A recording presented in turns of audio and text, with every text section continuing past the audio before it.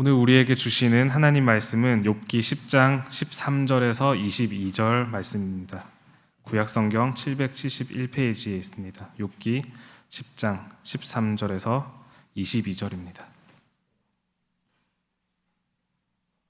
한 절씩 교독하겠습니다.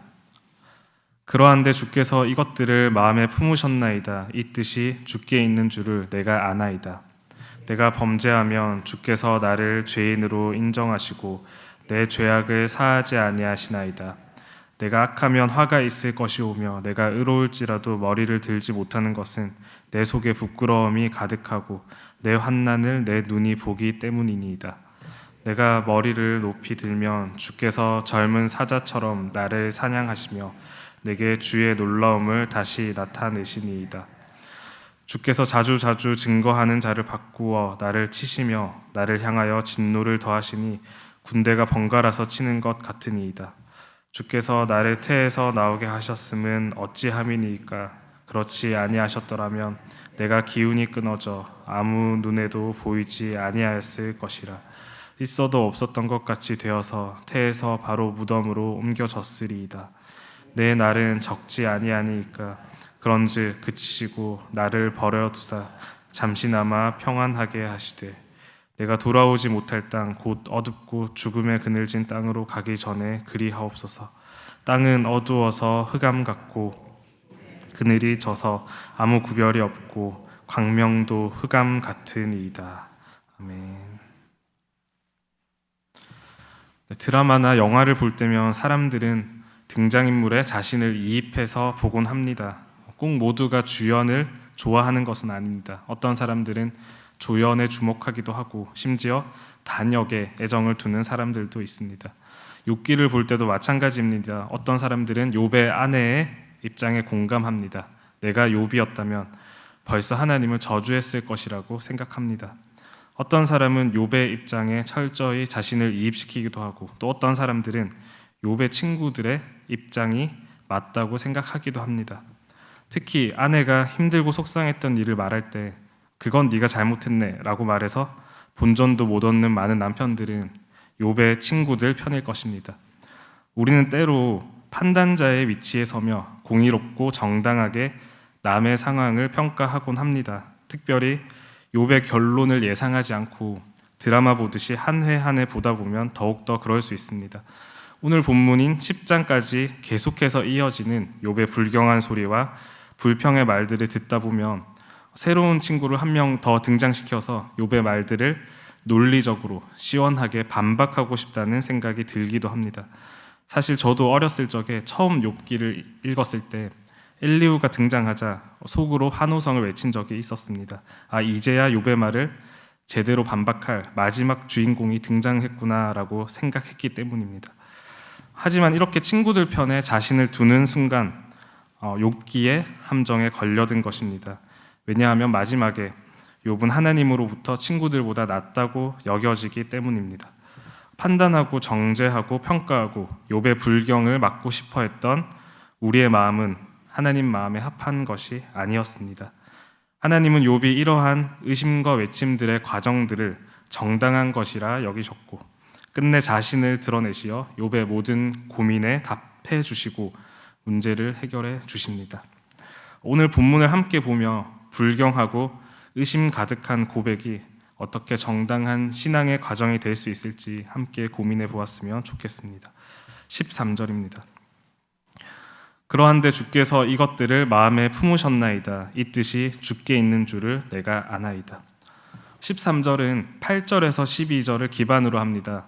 하나님께서 욥의 창조주 되시고 기르시고 먹이셨음에도 13절에서 말하는 이것들을 마음에 품으셨고 이 뜻이 주께 있었다는 표현입니다. 이것들과 이 뜻이라는 이 단어가 무엇을 말하는지 명확하지 않지만 문맥상 그 능력과 돌봄에도 하나님께서 사실은 욥을 향한 나쁜 뜻을 품었다는 것으로 해석할 수 있습니다. 새 번역은 13절을 이렇게 번역합니다. 그러나 지금 생각해보니 주님께서는 늘 나를 해치실 생각을 몰래 품고 계셨습니다.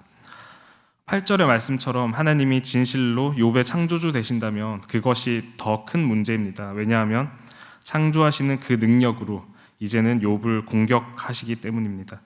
하나님이 욥을 돌보셨다면 더 문제가 됩니다. 왜냐하면 그 관심으로 이제는 욥이 범죄하지 않을까 지켜보며 벌하시기 때문입니다. 하나님이 생명을 주시고 돌보셨다면 더욱 문제입니다. 왜냐하면 그 사랑이 높은 만큼 욥에게 더 큰 낙차의 함정이 임하기 때문입니다. 그래서 욥은 14절, 17절에서 이렇게 고백합니다. 새 번역 성경으로 읽어드리겠습니다.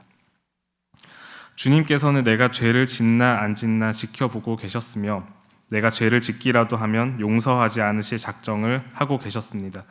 내가 죄를 짓기만 하면 주님께서는 가차없이 내게 고통을 주시지만 내가 올바른 일을 한다고 해서 주님께서 나를 믿어주시지는 않으셨습니다. 그러니 나는 수치를 가득 덮어쓰고서 고통을 몸으로 겪고 있습니다. 내 일이 잘 되기라도 하면 주님께서는 사나운 사자처럼 나를 덮치시고 기적을 일으키면서까지 내게 상처를 주려고 하셨습니다. 주님께서는 번갈아서 내게 불리한 증인들을 세우시며 내게 노여움을 키우시고 나를 공격할 계획을 세우셨습니다. 욥이 13절에서 17절까지 말하고 있는 것은 하나님이 수동적으로 욥의 고난을 방관하는 것이 아니라 능동적으로 벌하고 계시다는 것입니다. 욥에게 하나님은 사자처럼 잠복했다가 덮치시는 분이었습니다. 새로운 증인을 세워 그를 고립시키시는 적극적인 분이었습니다. 보호와 돌봄이라는 미명 아래에서 감시하다가 죄를 짓기만 하면 기다렸다는 듯이 고통을 주는 심판자 하나님이었습니다. 하나님의 철저한 계획 아래 세상이 창조되었듯 하나님의 철저한 계획 아래 공격당하기에 욥은 도저히 대응할 수 없다고 말합니다.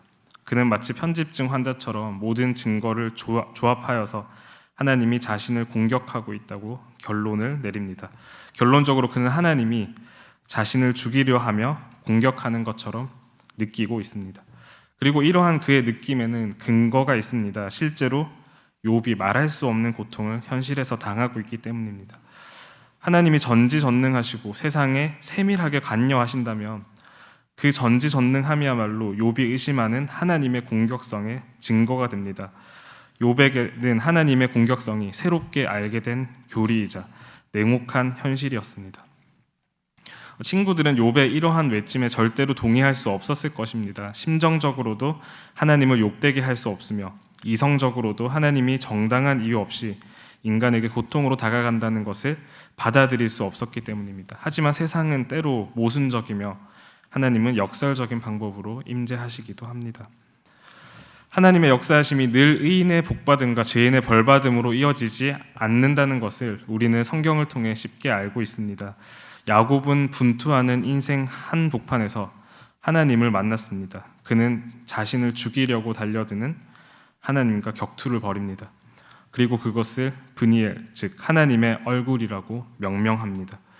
야곱에게도 그 순간 하나님은 마치 자신을 죽이려고 달려드는 것처럼 느껴졌습니다. 그리고 야곱은 그곳에서 죽고 새롭게 태어났습니다. 죽고 사는 것은 하나님을 믿는 그분의 자녀들에게 늘 일어나는 일입니다. 하나님은 우리를 살리시는 분이기도 하지만 우리를 죽이시는 분이기도 하기 때문입니다. 성도는 사람에게서 태어나는 존재들이 아니라 성령으로 태어나는 존재들입니다. 옛 자아에서 죽고 새로운 자아로 태어나는 사람들입니다. 그렇기 때문에 성도의 삶은 늘 죽음의 자리로 갑니다. 그 자리가 실제로는 생명의 자리이기 때문입니다. 그렇다면 하나님은 실로 우리 삶에 죽음을 가져오는 존재입니다. 심지어 우리가 그것을 이해하지 못할 때에도 마치 나를 죽일 것처럼 달려드는 모습으로 자신의 얼굴을 비추시기도 합니다. 욥은 자신에게 닥친 그 과정들을 과장하거나 속이지 않고 진실하게 받아들이며 느끼는 대로 지금 내뱉고 있는 것입니다. 그는 인간의 알량한 머리로서는 이해할 수 없는 현실에 대해서 회피하지 않고 하나님께 아부하지도 않으며 자기 내면의 혼돈과 의심을 정직하게 드러냅니다. 때로는 답보다 풀이가 중요할 때가 있습니다. 그런 의미에서 욥은 이제야 병든 답이 아닌 건강한 풀이의 시작에 섰습니다. 우리에게 필요한 것도 이것일 때가 있습니다. 학습을 통해 배운 의미 없는 병든 답을 되뇌는 것이 아니라 현실로서만 알 수 있는, 또한 우리의 존재를 던져야만 알 수 있는 하나님을 있는 그대로 경험하며 풀이 과정을 거치는 일 말입니다. 짐짓 괜찮은 척 점잖게 있으며 나에게 닥친 문제들과 고민들을 회피하는 것이 아니라 용기 있게 하나님 앞에 있는 그대로 가지고 나아가는 자세가 우리 신앙을 한 단계 더 나아가게 할 때가 있습니다. 그런 의미에서 욥은 결코 멈추지 않습니다. 그의 항변과 외침은 더 거칠고 감정적으로 이어집니다. 18절에서 19절을 보겠습니다. 주께서 나를 태에서 나오게 하셨음은 어찌함이니까 그렇지 아니하셨더라면 내가 기운이 끊어져 아무 눈에도 보이지 아니하였을 것이라. 있어도 없었던 것 같이 되어서 태에서 바로 무덤으로 옮겨졌으리이다. 욥은 3장에서 생일을 저주했던 그 고백을 10장에 이르러서 더욱 발전시킵니다. 3장에서는 하나님이 수동태로만 언급되었지만 이제 그는 하나님을 모든 재앙의 원인으로 지목합니다. 3장에서는 우연히 자신의 존재와 고난이 닥치게 된 것으로 여겼다면 이제는 모든 고난이 그리고 자신의 존재가 하나님의 계획이라고 생각하며 그 계획을 무로 돌이키기 위해 죽고 싶다고 간구하고 있습니다.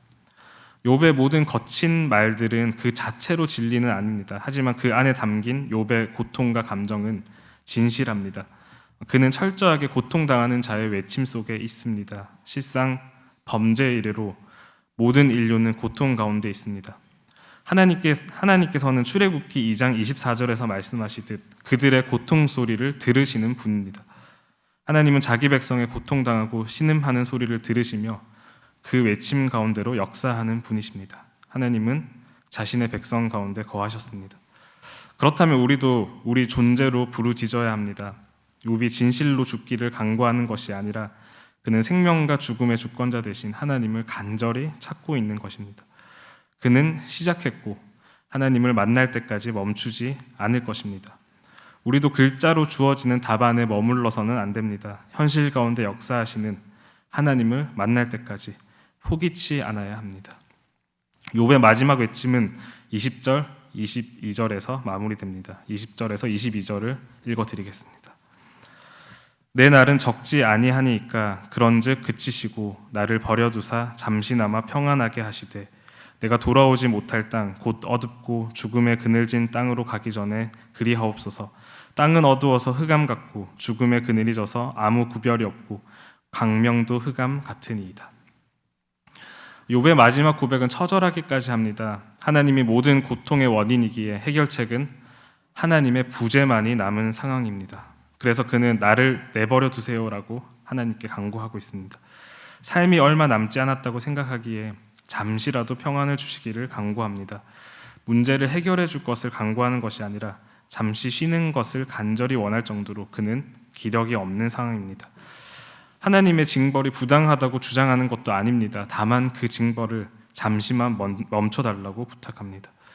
땅이 어두워서 흑암 같다는 것은 창조의 역전을 말합니다. 욥의 운명은 창조의 능력이 역전된 어둠만이 존재하는 그곳 직전에 있는 것 같이 희망 없는 상황이라고 스스로 느끼고 있습니다. 욥이 실제로 하나님에게 자신을 떠나달라고 말하는 것은 아닐 것입니다. 그는 부재를 간구함으로 하나님의 임재를 갈망하고 있습니다. 욥은 그 상황에서도 값싼 희망으로 도피하거나 자신을 마취시키지 않습니다. 오히려 정직하게 자신 앞에 놓인 절망을 하나님 앞으로 들고 나갑니다. 이것이 욥이 앞으로 나아가는 시작이 됩니다. 환자는 자신의 문제를 진실하게 말할 수 있을 때 의사에게 치료받을 수 있습니다. 만약 의사가 왜 오셨나요? 라고 물을 때 환자가 사실 저는 큰 문제가 없습니다. 그저 병원이 궁금해서 구경하러 왔습니다. 라고 말하는 것만큼 황당한 일은 없을 것입니다. 환자에게 필요한 것은 점잖음이 아닙니다. 있는 그대로 인정하고 말하는 것이 필요합니다.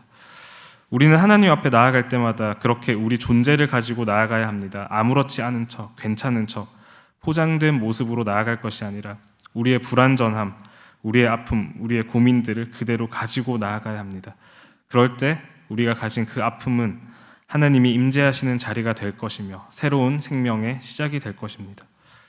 욥은 자기 옆을 지키며 잔소리해대는 친구들의 말이나 시선에 주눅들지 않습니다. 그럴 여유가 없었다는 것이 더 맞는 말일지 모르겠습니다.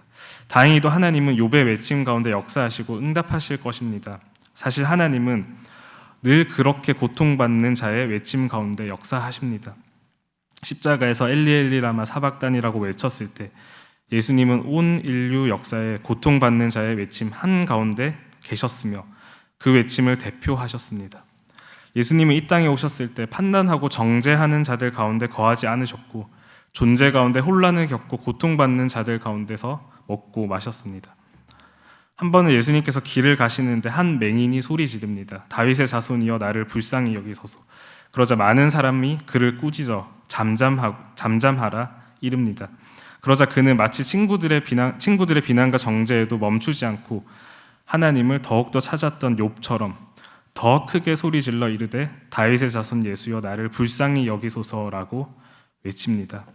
예수님은 고통받는 자의 외침을 외면치 않으시고 그에게 구원을 허락하십니다.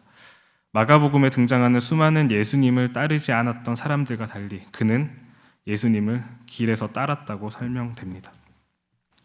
우리는 어느 편에 존재하는지, 어느 편에 서 있는지 고민해 보아야 합니다. 고통받는 자들의 외침 속에 있는지, 아니면 욥기를 읽다가 함정에 빠지는 독자들처럼 실제 인생 속에서도 욥의 친구들의 편에 서서 인류의 고통을 진실되게 마주하지 못하며 병든 답에 숨어버리지는 않는지 말입니다.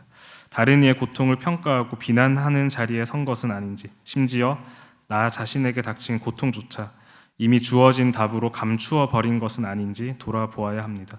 바라기는 우리가 판단하는 자리가 아니라 하나님을 경험하는 자리로 들어가길 원합니다.